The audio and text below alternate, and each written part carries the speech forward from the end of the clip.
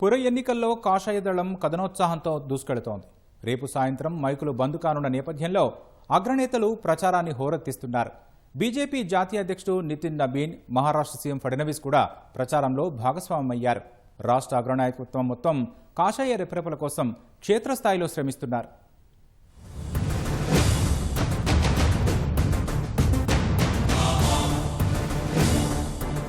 ప్రచారం తుది అంకానికి చేరడంతో అధికార కాంగ్రెస్, ప్రధాన ప్రతిపక్షం బీఆర్ఎస్ కు దీటుగా పుర ప్రచారాన్ని భారతీయ జనతా పార్టీ హోరెత్తిస్తోంది. 10 ఏళ్ల బీఆర్ఎస్, 2 ఏళ్ల కాంగ్రెస్ పాలన వైఫల్యాలను క్షేత్రస్థాయిలో ఎండగడుతోంది. రాష్ట్రానికి కేంద్రమిస్తున్న నిధులను, మోదీ పాలనలో అందుతున్న సంక్షేమాన్ని ఓటర్లకు వివరిస్తున్నారు. వికసిత తెలంగాణ బీజేపీ సంకల్ప పత్రం పేరిట మేనిఫెస్టో విడుదల చేసి ఓటర్లను ఆకట్టుకునే ప్రయత్నం చేస్తోంది. ఇంటింటికి తిరుగుతూ కరపత్రాలను పంపిణీ చేస్తున్నారు.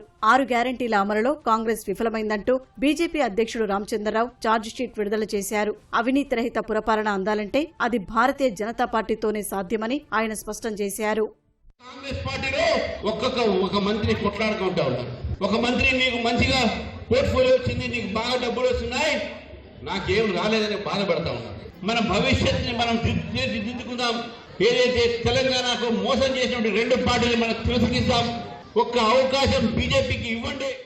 పురపోరును ప్రతిష్టాత్మకంగా తీసుకున్న బీజేపీ ఎన్నికల నగార మోగక ముందు నుంచే ప్రణాళికల్ని అమల్లో పెట్టింది. 116 మున్సిపాలిటీలు, 7 కార్పొరేషన్లకు ఇన్ఛార్జీలను నియమించింది. తమకు కేటాయించిన మున్సిపాలిటీ, కార్పొరేషన్లలో ఆయా ఇన్ఛార్జీలు అభ్యర్థుల ఎంపిక నుంచి ప్రచారం దాకా అన్నింటినీ తమ భుజాలపై వేసుకుని పర్యవేక్షిస్తున్నారు. పోలింగ్ సమయం దగ్గర పడుతున్న కొద్దీ అగ్రనాయకులను రంగంలోకి దింపి ప్రచారం చేస్తున్నారు. బీజేపీ జాతీయ అధ్యక్షుడు నితిన్ నబీన్ సిన్హా మహబూబ్ నగర్ లో నిర్వహించిన బహిరంగ సభలో పాల్గొని కాషాయ దళానికి దిశానిర్దేశం చేశారు. మహారాష్ట్ర ముఖ్యమంత్రి దేవేంద్ర ఫడ్నవీస్ సిర్పూర్, కాగజ్ నగర్ లో నిర్వహించిన బహిరంగ సభలో పాల్గొని కాంగ్రెస్, బీఆర్ఎస్ లపై నిప్పులు చెరిగారు. మంచిర్యాలలోనూ దేవేంద్ర ఫడ్నవీస్ ప్రచారం చేశారు. బీజేపీ రాష్ట్ర అగ్రనాయకత్వం సైతం క్షేత్రస్థాయిలో చెమటోడుస్తున్నారు. ఈరోజు తెలంగాణలో పోటీ భారతీయ జనతా పార్టీ, కాంగ్రెస్ కు మధ్యలో ఉంది. మరి ఈరోజు పీనిగలు తినేటోడు ఎవరు వచ్చారు? ఇప్పుడు ఏనుగలు తింటోడు వచ్చింది. టీఆర్ఎస్ పోయి కాంగ్రెస్ వస్తే ఏ మాత్రం కూడా మార్పు రాలే. కేసీఆర్ ఇట్లా దోపిడీ చేసిందో కాంగ్రెస్ పార్టీ రేవంత్ రెడ్డి అదే విధంగా దోపిడీ చేస్తుంది. కాంగ్రెస్ వాళ్ళు ఏమైనా మహిళలకు 2,500 రూపాయలు ఇస్తే ఏమి అడుగురి? 4,000 రూపాయలు పెన్షన్ ఇచ్చిరా? మీకు ఇచ్చిర్రా? తులం బంగారం ఇచ్చిరా? కాంగ్రెస్ వాళ్ళు ఇచ్చుడు బంద్ చేసి మీరు పోంగా కుంగులుగా పోరు కూర్చుకోపోతారు దొంగలాలు.